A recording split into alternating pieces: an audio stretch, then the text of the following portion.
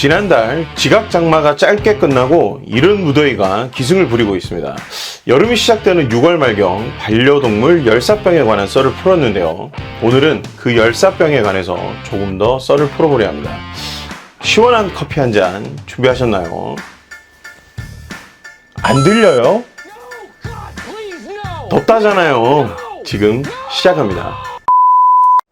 안녕하세요. 수의사 김원장입니다. 동물병원에서 얘기해주지 않는 동물병원 리얼스토리 지금 시작합니다.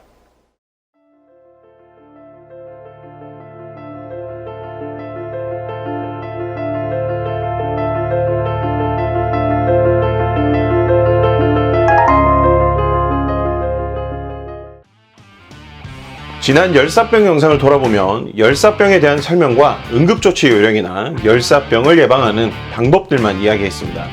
하지만 가만히 생각해보니 가장 중요한 한 가지를 언급하지 않은 것 같아서 다시금 열사병에 관한 영상을 찍게 되었습니다. 아이들이 보호자에게 보내는 덥다는 소리 없는 목소리, 이에 대해 썰을 풀어보려는데요. 일주일 전에 열사병으로 내원한 아이가 있었습니다. 11살의 비만한 포메라이언이 피부질환으로 내원하였고 진료실에 들어오는데 그냥 보기에도 매우 힘들어 보이는 노력성 호흡을 하고 있는데 보호자는 이런 행동에 크게 심각성을 인지하지 못하고 있었습니다.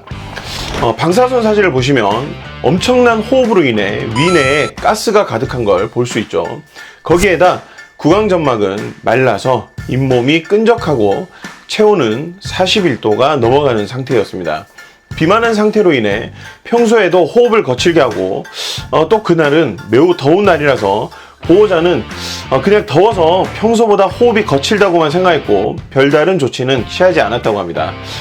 다행히 내원하고 1시간 정도 응급조치 이후에 39도 초반까지 직장 온도가 내려오면서 어느 정도 안정이 되었고 다행히 혈액검사상 큰 문제는 없었으며 얼마 후 체온도 정상 범위로 회복되고 반나절은 신경 증상이나 합병증을 보이지 않았지만 차후에도 후유증은 나타날 수 있기 때문에 보호자에게 그에 관한 교육 후 아이는 퇴원하였습니다. 이 케이스는 실내에서 보호자가 편안한 복장으로 선풍기를 틀어두고 견딜 수 있는 정도의 환경으로 인해 반려동물들도 그럴 것이라 생각한 것이 문제의 시작이었습니다. 지난 열사병 영상에서 반려동물의 체온 조절에 대해 이야기했었죠. 지난 영상은 우측 링크에서 확인하시고요. 그리고 이 아이는 여름철에도 털을 촘촘하게 유지하기 때문에 몸의 열은 발산되기 쉽지 않고 짧은 입과 비만한 체격은 꽉 막힌 실내가 아니더라도 열이 축적되기엔 충분했습니다. 거기에다가 떠다 놓은 물까지 무더운 날씨로 인해 온도가 올라가면서 아이가 물을 먹지 않다 보니 열사병이 더욱 가속되었죠. 이 아이는 낮 시간을 어르신과 함께 보내면서 열사병이 진행되는 과정에서 여러 신호를 보냈지만 보호자가 인지하지 못하고 결국 열사병에 걸렸습니다.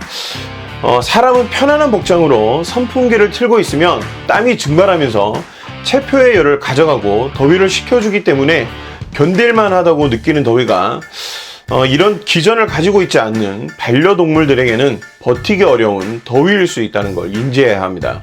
그리고 몸이 더워지게 되면 반려동물들은 신호를 보내오는데 그중 하나가 바로 헥헥거리는 과호흡이죠. 비만한 아이나 단두종은 평소에도 조금만 움직이면 호흡을 거칠게 하는 경우가 있어서 보호자들은 더위로 인한 호흡 변화를 신경 쓰지 않는 경우가 종종 있습니다. 활동은 하지 않았는데도 호흡이 빨라진다면 더위를 의심해 봐야 합니다.